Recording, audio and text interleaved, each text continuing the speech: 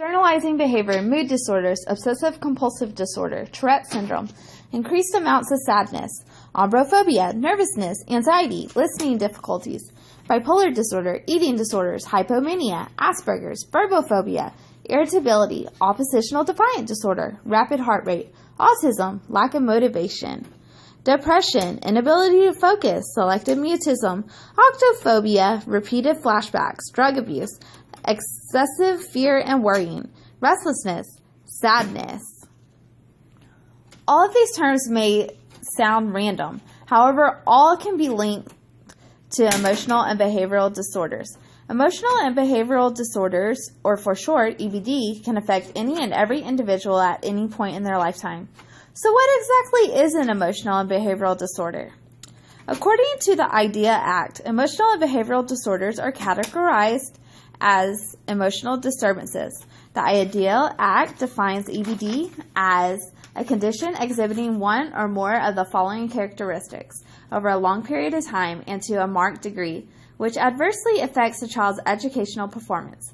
A. An inability to learn which cannot be explained by intellectual, sensory, or health factors.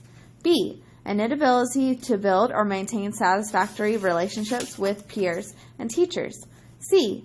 Inappropriate types of behavior or feelings under normal circumstances. D. A general pervasive mood of unhappiness or depression.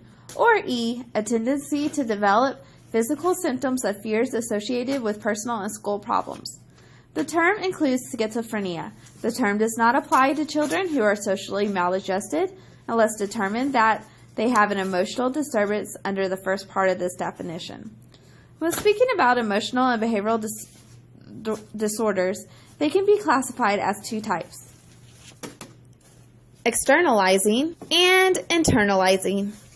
Internalizing behaviors are how the individual feels on the inside, such as self-conscious, worry, fear, happy, and sad. Externalizing are the behaviors an individual displays, such as aggressiveness, hyperactivity, and disobedience. Even though some disorders may be classified as internalizing or externalizing, some disorders will fall into both classifications. Often, an individual will be diagnosed with more than one disorder.